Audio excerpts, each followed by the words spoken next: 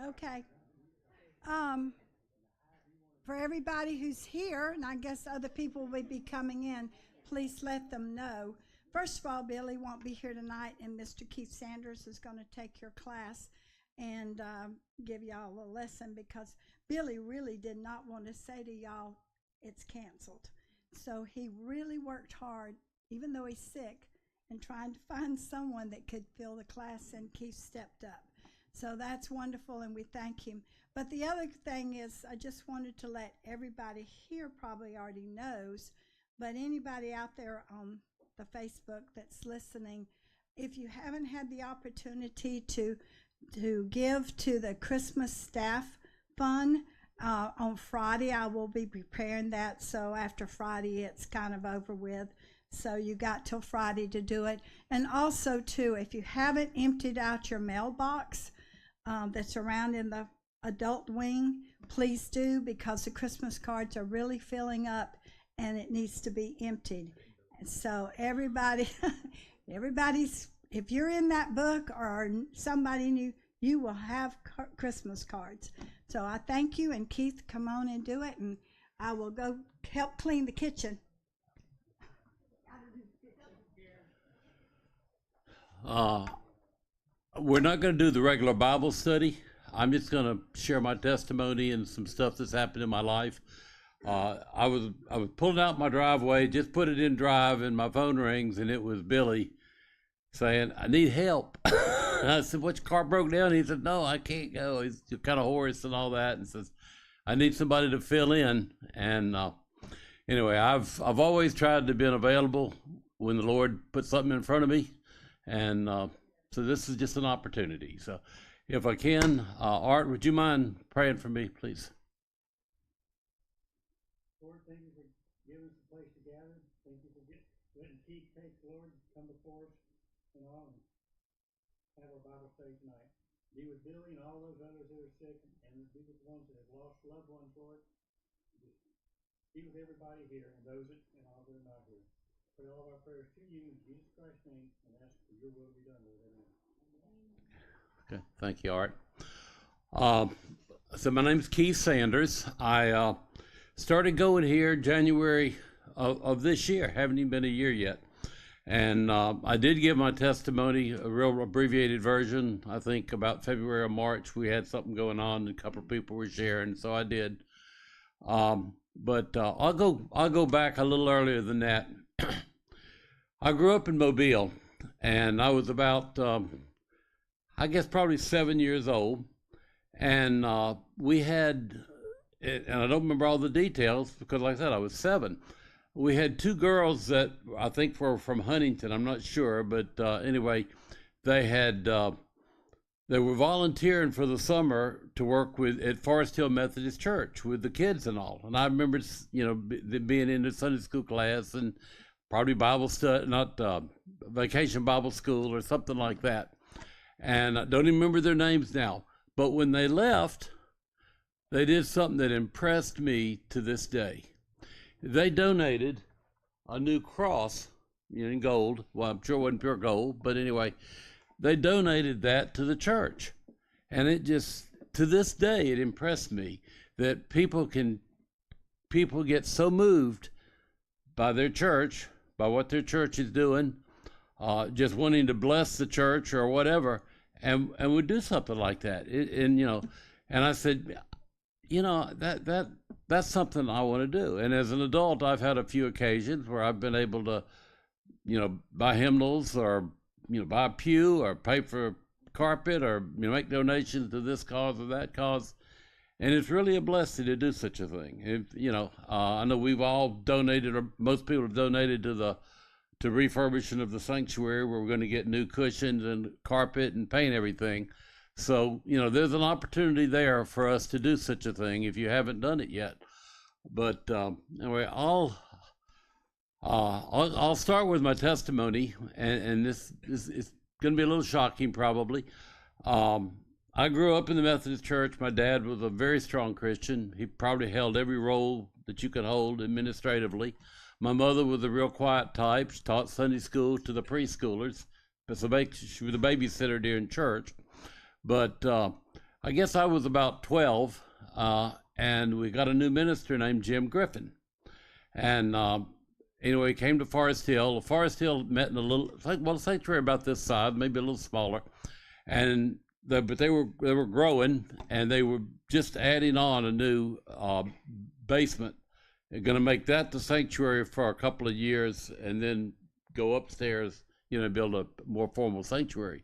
But they'd already started the building program, and he wanted acolytes, and they wanted them to be robed and everything, go in with him and whatever.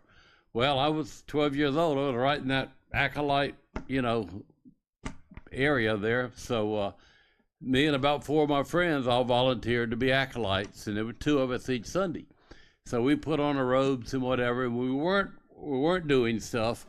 We would sit on the front row and critique the ones that were, But anyway, but it gave me an opportunity to kind of see how, to get involved in a worship service in a way that I had never done before. Just sitting in the pews and singing out of a hymnal, is one thing. And but to be in a part of a worship service itself, where we brought it was a long way, a lot further than this, probably from where you're sitting, to the altar area, and we brought the communion elements down to the ushers or to the pastor and all as he served them and whatever. So we had to stand there, and best behavior and all. But again, it was something I was doing, and it impressed me. A lot of things, you don't know how they affect you later in life when you're doing them at the time, but that impressed me. But anyway, I was always active as a youth. I'm an organizing type person. We would have a car wash, and I would organize and get the soap, make sure we had the hoses and the bucket and the sponges. That's just what I do. I'm just an organizing type of person. So, I was real active as a junior high and a senior high. But my senior high, I decided, I don't know, I didn't like the church I was in, although I'd grown up in it. Our youth directors that were doing it moved out to Crawford Methodist Church, about 8 or 10 miles away, out more towards Sims, Alabama, if you know where Sims is. Forest Hill is you probably know where Forest Hill is, the waterworks and the park out there and all. Anyway, so I started going out to their church, and I really, I liked that youth organization, liked the way they did it and whatever. And I graduated from high school. I wanted to go in the military, had a bad knee, wouldn't take me in the Air Force. So I got a job with Pitney Bowes and as a service tech, and was just going through life, And but I was active in my church. They let the seniors that had already graduated, they let us transport people to go to we'd go to other churches for different things, and so a lot of times I'd be a driver, a safe driver, had a good record and all. And but anyway, we were having a college and career thing out at, I think it was Tanner Williams Church, or Wilmer. No, it was Wilmer Church, which is almost in Mississippi. And I was getting ready to go there. I'd asked my boss, I said, look, I've got this thing Friday night. They're eating dinner at like 6 o'clock, 5:30, 6 o'clock. I said, I want to go home and get cleaned up, before I go. Could I get off a little early? He said, man, you're the first one here. You're the last one to leave. You never don't mind catching a call late in the day or whatever. He said, you want to get off about 3? Just go ahead and put 8 to 5 on your time card and just go ahead and go.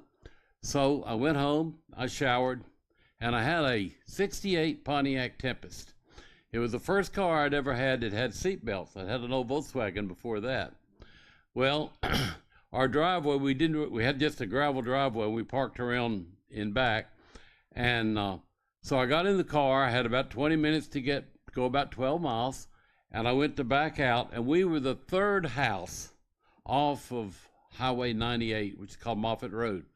It was called Bloody 98 because usually between Mobile and the Mississippi state line, somebody died in a car wreck every weekend. It just happened. It was terrible. 2-lane road for the interstates, and so I had a lot of truck traffic there going to Hattiesburg and all. And anyway, I backed out, and I didn't put my seatbelt on.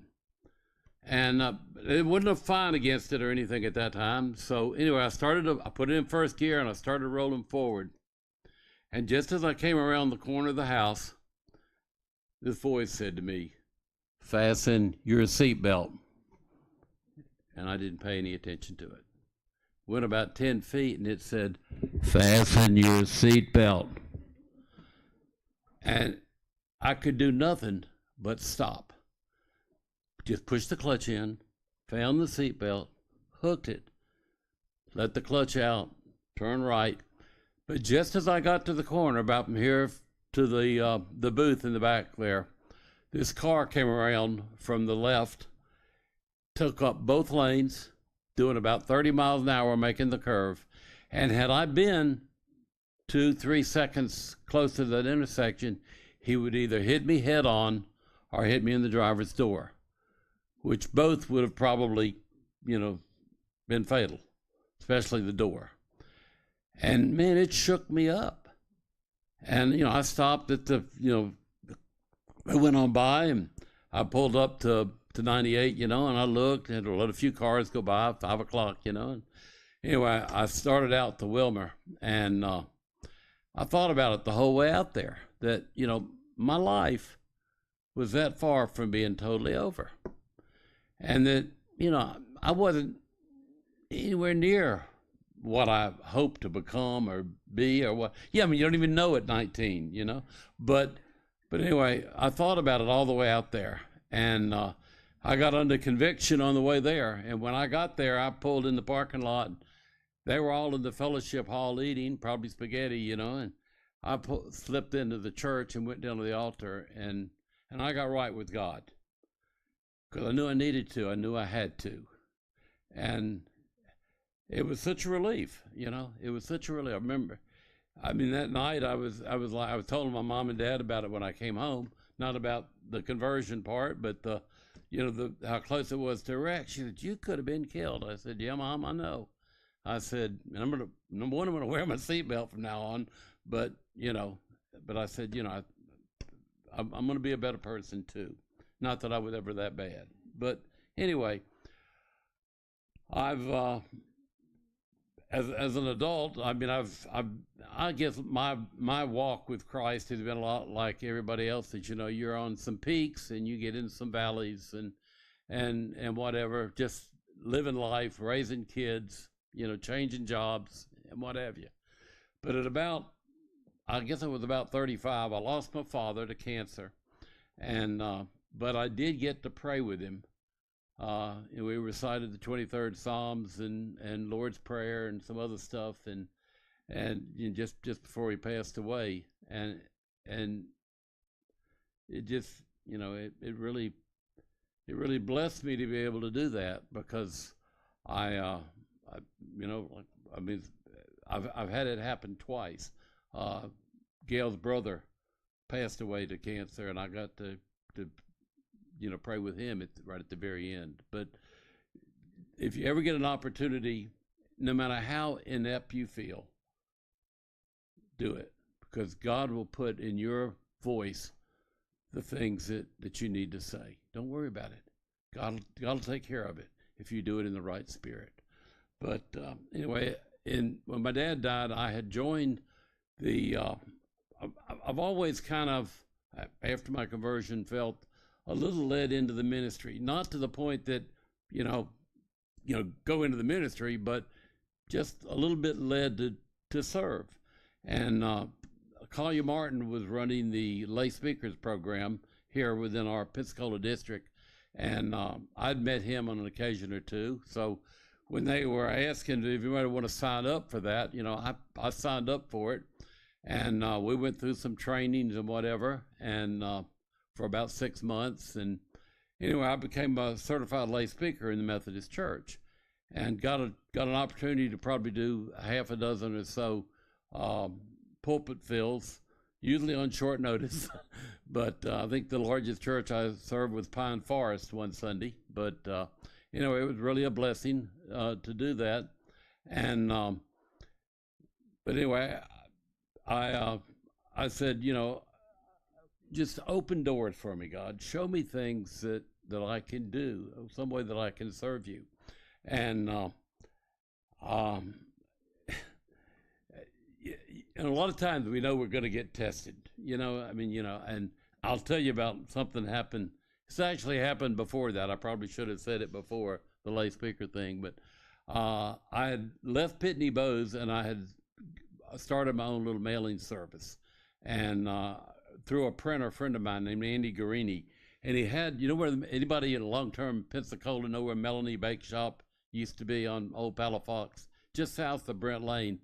Kind of a rough area, but he rented a cheap little office there and probably had about this much space, and I had my inserting machine in one corner, and I was still selling for somebody else, but it was a Pitney Bowes inserter, and he got a job to do a big job for the county, about 100,000 pieces, but it was a week and a half or so before the election, and we were doing it for Chris Jones, who was the property appraiser, and it was about the taxes going up. Well, he didn't want it to get out early, so because of the election coming up, but he had to get the letter out. So they had it printed up, and we were inserting it, and he said, now, he told Andy, and he said, I want somebody sleeping with these suckers. I don't want them to get out. I don't want somebody to break in and get them. Not that anybody knows who's doing them for us, but So Andy had a 12 gauge there, and like I said, I was selling for somebody else, so I was running it at night, and it was about midnight, 1 o'clock, and I needed a break. I'd been standing there running this machine for a couple hours, and I heard this knock on the front door, and it's at midnight, and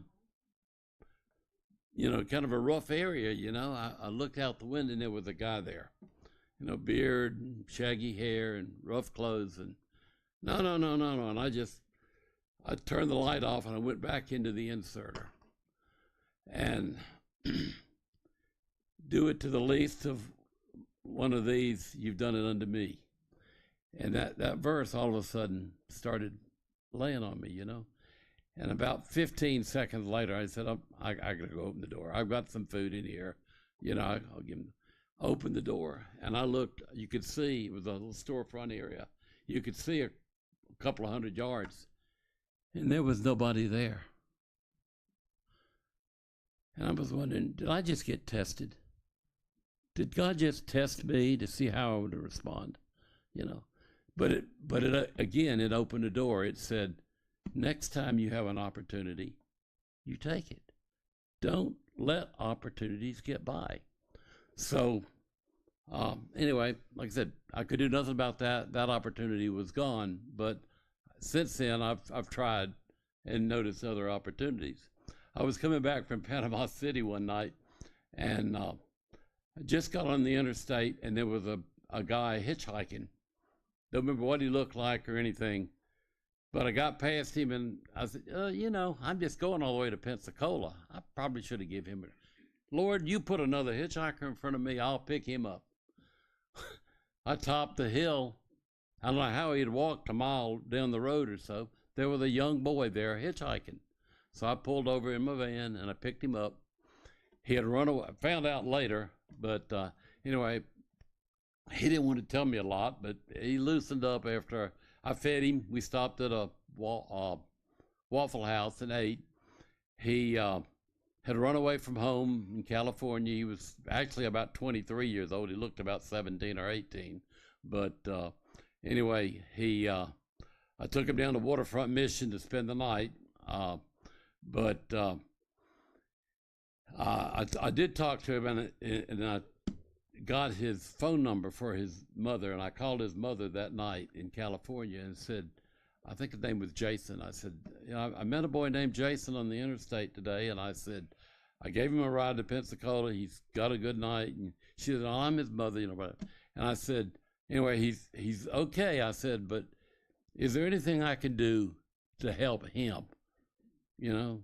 She said, well, he needs to come home. His dad's sick. He'd been away about 6 or 8 months now, and said, if you could just get him home. I says, you mind if I just put him on a bus? She said, a bus would be fine. It'd be more than helpful. So I think it was about $50 for a ticket back in about 85 or so. I went and picked him up at Waterfront Mission the next morning, took him down to the Greyhound bus station, went in, bought a ticket for him to wherever it was in California he was going to, and never heard back from him. But I know that if not necessarily to him, to his mother, I made a difference. So anyway, so it's just doors that get open to you and you can serve.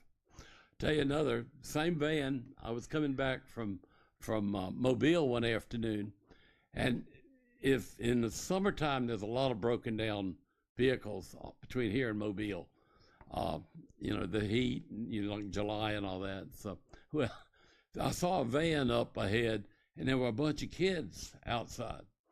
Now, I'm a little prejudiced on one thing.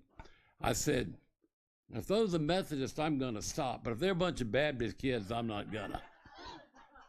I actually said that out loud, So, sure enough, it had a Methodist emblem on the door when I got up to it.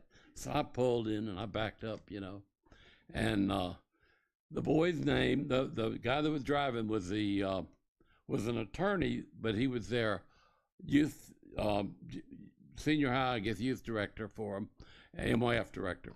And name was Richard Cox, which just happened to be my grandfather's name. And, I introduced myself and all. I said, what's happened? He said, well, I think we got some bad gas. He said it gets to about 30 miles an hour and it starts jerking and losing power and all. And he said, of course, with a load of kids in it, I said, well, my van's almost empty.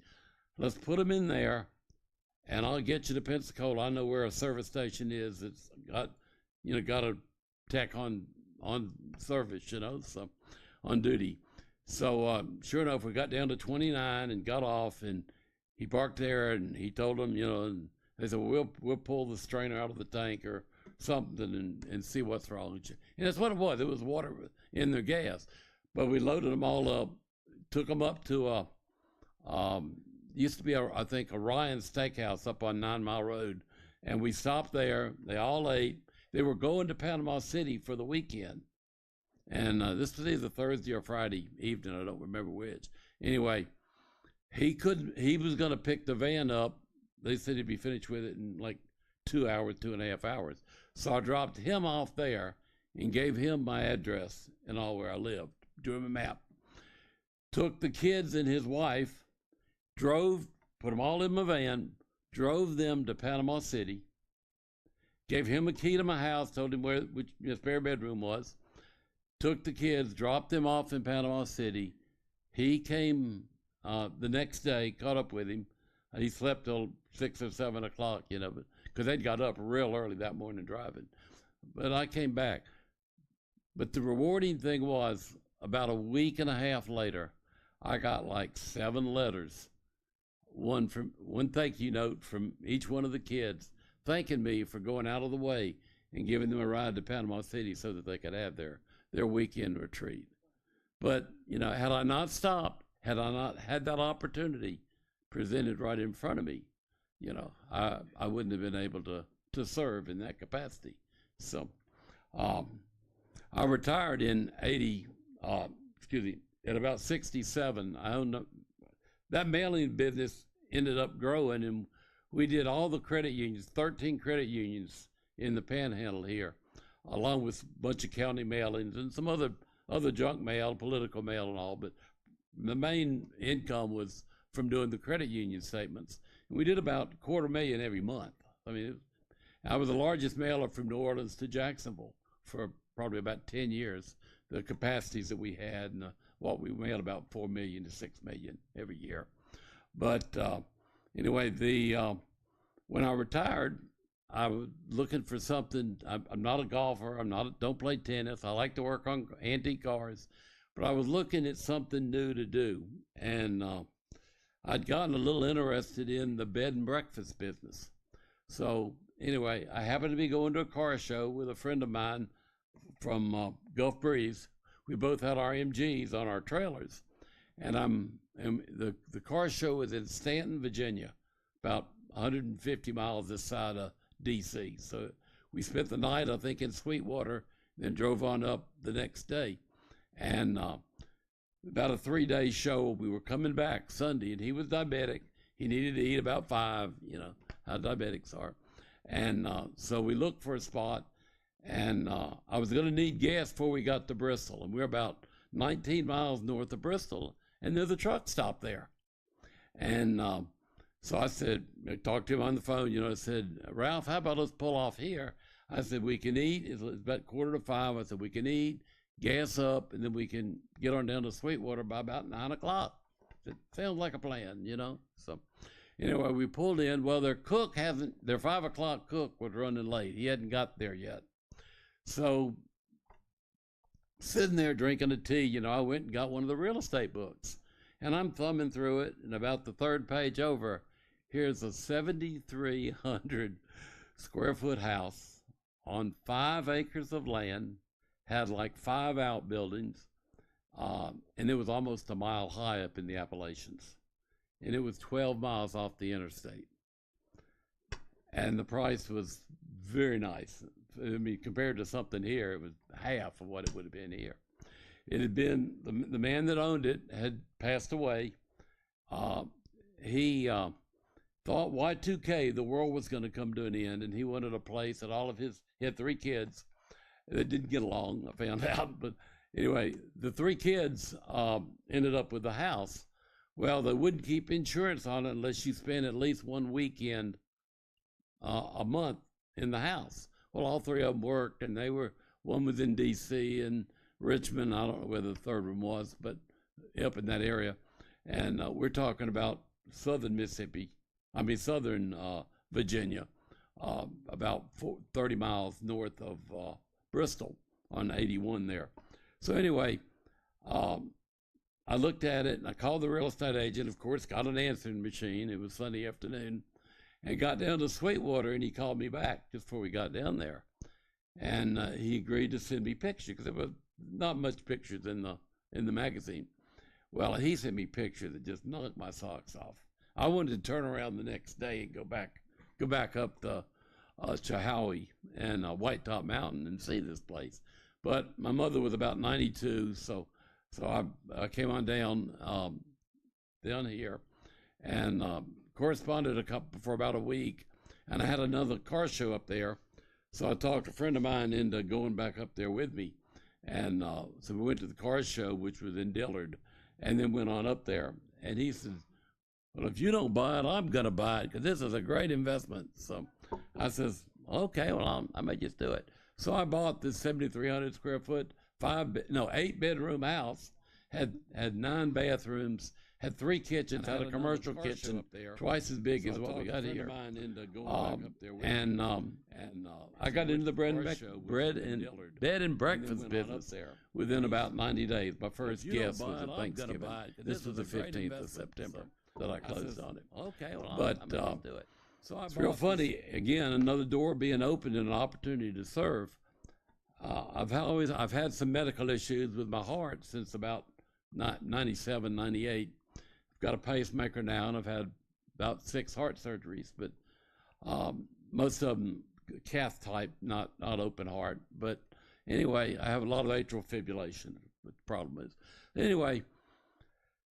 But I hate shots and whatever. But they said I joined the community association up there in White Top, and they said the fire department has asked if we would let them use our building. Had a real nice, tabled building, that hold about 200 people, I guess, and said we could, they want to do some first aid training in it. And anybody who wants to sign up for first aid training could sign up. So I thought, all these old people that stay in bed and breakfasts, I was 57, I said, I need that first aid training. I'd had CPR and all. And so I signed up for it. The introductory lesson, they told us that you're going to have 120 hours of classroom. You've got to spend 40 hours in an emergency room, sometime, just as a helper, but learning how emergency rooms work. You had to spend, a couple of 8 or 10 calls in a back of an ambulance, just riding along, as a helper. And on top of the classroom training, then you have to take a practical test at a junior college where somebody, fakes the diagnosis, and you have to, treat them. Well, 6 months later, I completed that training, and for the next 3 years, I made between 50 and 70 calls a year on the Creeper Trail there. The Creeper Trail with a bike, well, part of the Appalachian Trail runs along with the Creeper Trail. The Appalachian Trail goes from Georgia to Maine, I think. But there's an old railroad line called the Virginia Creeper, and they turned it into, about 30 years ago, a bike trail coming from White Top, Virginia, down to Damascus, and then over to a place called Abingdon, Virginia. And 250,000 people a year ride down that. A lot of them adults, a lot of them older adults, a lot of them people that haven't been on bicycles very much. About half their bicycles, instead of being the cruiser types that we all grew up with, you pedal backwards to brake them, they had hand grips and all. Well, if you're going down a dirt trail or gravel trail and you put on the front brakes, you're going to end up on your face. And the first call I had, somebody's shoulder blade was sticking out through there. It totally, well, what's they call it, the compound break of it. But anyway, but I made, like I said, almost 200 calls in the first 3 years. And then I started having an issue with my neck, which is another opportunity that God worked on me. But anyway, I really enjoyed that, because several times I would ask, sometimes it'd be a family member, let's say a kid fell off a bike and scraped the knee real bad, or broke a arm or foot or whatever. Of course, a parent, if they were with them, would ride with them. A counselor would ride with them. And I would say, and of course, they're nervous as they can be. I'm used to being around this, and I would say, would it help if we prayed or something? Oh, yes, would you? So I had a lot of opportunities to pray over some of the patients, And like I said, all I'm doing is transporting to the hospital. I'm not really treating anything other than just stopping blood flow and cleaning a wound or what have you. But also at the bed and breakfast, I had an opportunity to, if I cooked breakfast, we had 4, 5, 6 people. I could seat 24 in my dining room. And I'd say, well, before we start, I'll bless our food. I'll bless our breakfast. So anyway, I found out one of my favorite couples that came about 8 times was a little Jewish couple from Boston, and they wanted to cook their own food, so they would go clean my kitchen and make it kosher. So they usually came at off time, but come in the middle of the week and stuff like that. They had family down in Knoxville. But they were really funny. But again, it was opportunity to serve. So I said I was only an EMT about 3 years. We had a real bad winter, and I had a big tree in my front that fell over, and we had probably had a dozen inches of snow on the ground, and it was high at 28 or so, low of 3 or 5. We had winters like that in January and February. So, I'm out there with a chainsaw, and I'm trying to cut this into manageable pieces, And about 2 weeks later, my fingers kept being numb and bothered me. And so I had a friend up there that I'd met. There was another MG collector, but he was also a doctor up in Bland County, about 50 miles away. So I called up Dr. Mike and said, hey, I need you to see me. I said, I got something going on with my hands. So he looked at me and said, well, not frostbite. They'd be black if it was frostbite, So anyway, he said, just try a hot wax on them, see what that does for them. My wife had a hot wax thing, so I did that a few times. It didn't help. And then I noticed I started feeling numb in my arms, both of them, about the same. Had no pain, anything like that.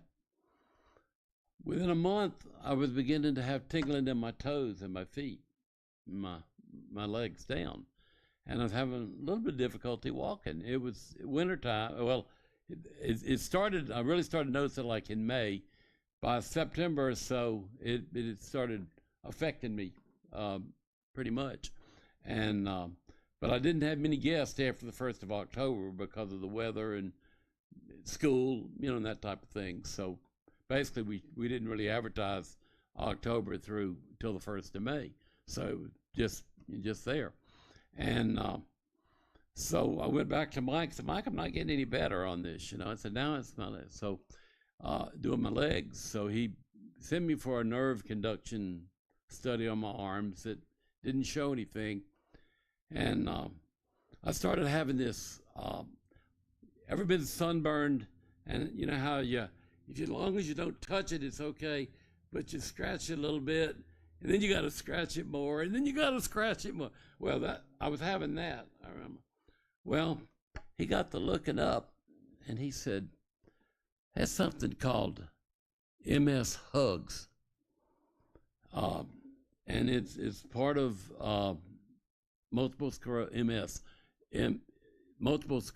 but what makes it different is that it affects your abdomen, and you get this real touchy, thing.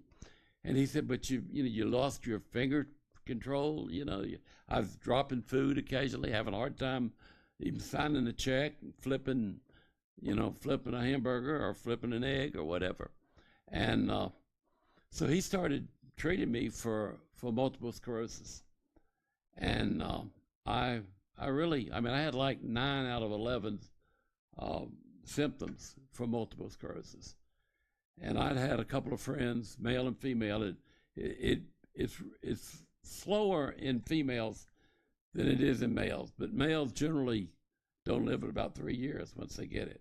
And I had a friend that ended up within 6 months in a nursing home, and he didn't live another 2 years before he passed away. Pardon my voice here, sorry. Anyway, women, I've had a lady friend of mine that had it 12 years before she passed away. But she was active, till the very end. But anyway, I got to worrying about it. And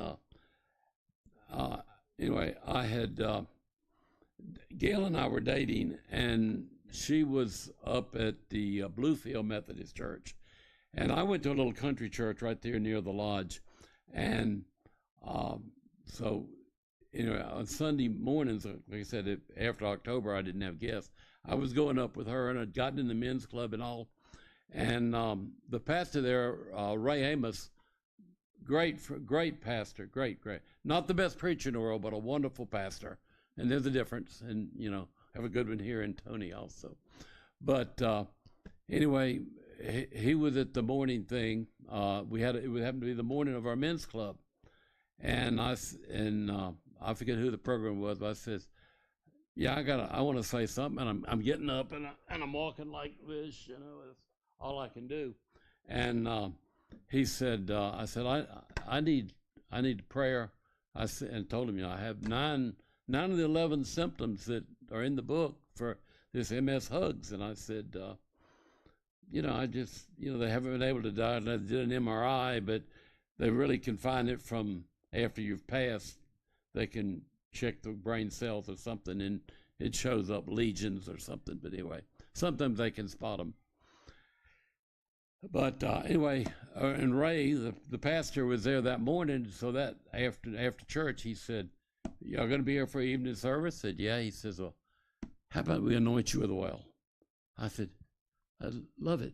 If it, I'll do. I'm getting desperate." I said, "Anything, I believe in God and believe in the blood of Jesus, but anything else we can do that might, He said, "Well, let's do it." So that night, they had probably this many people at a Sunday night service, and although it was the first church of Bluefield, they gathered around me and they put oil on my head and all. And that was the Sunday before Thanksgiving. That Monday, I had an appointment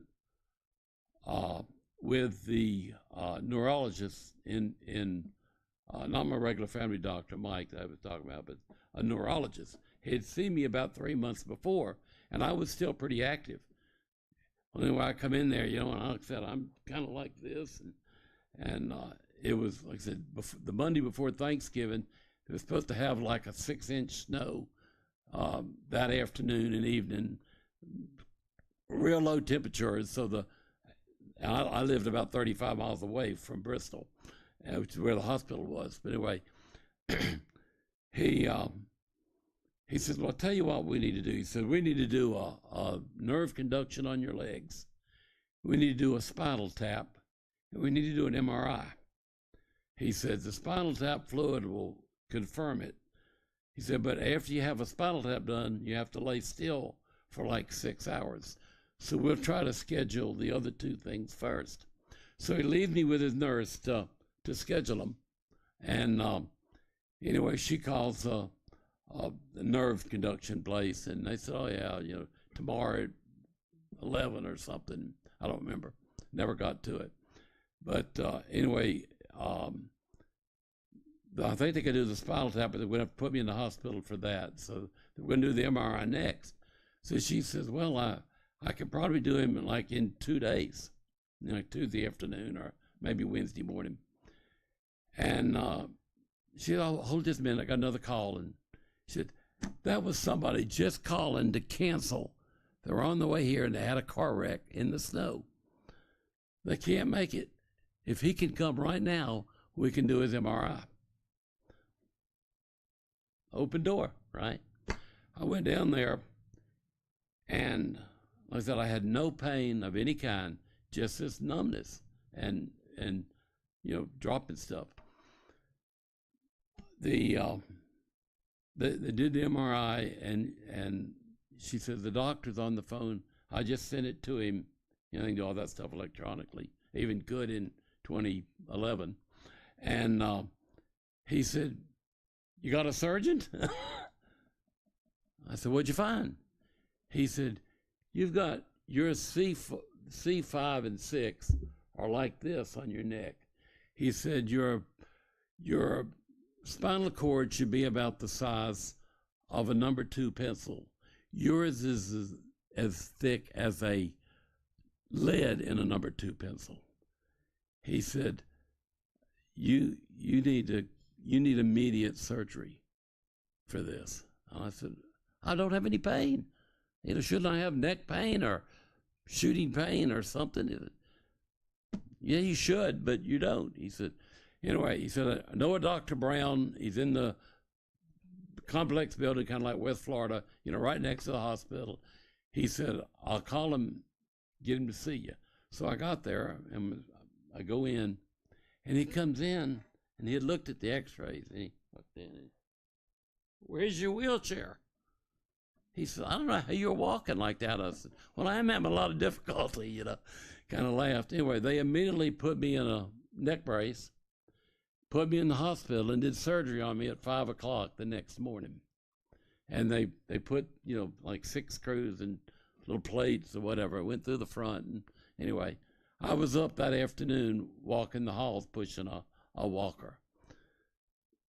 And the way I read that is, and it doesn't matter how you want to read it. I think I had MS, but MS, while it's curable, our faith in doctors and the way we go to doctors and everything now, he could very easily change that to something that a doctor could repair.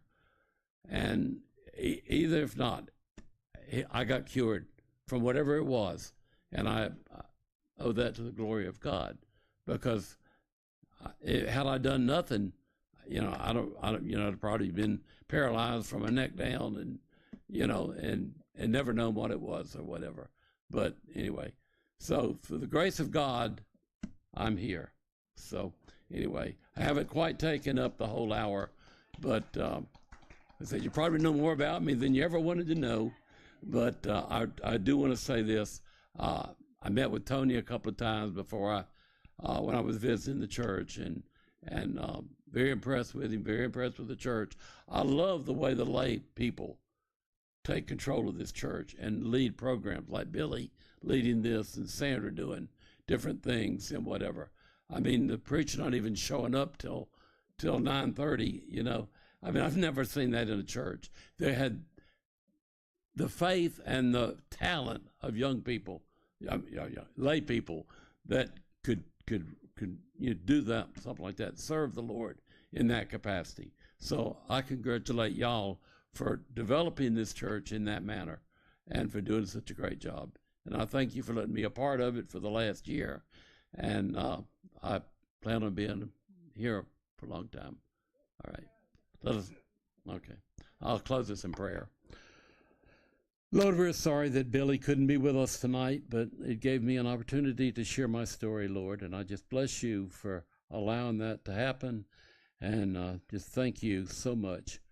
And Lord, just bless the people in this church, bless this church as we exit this year and enter into a new year administratively and all, and bless the remodeling that we're going to be doing.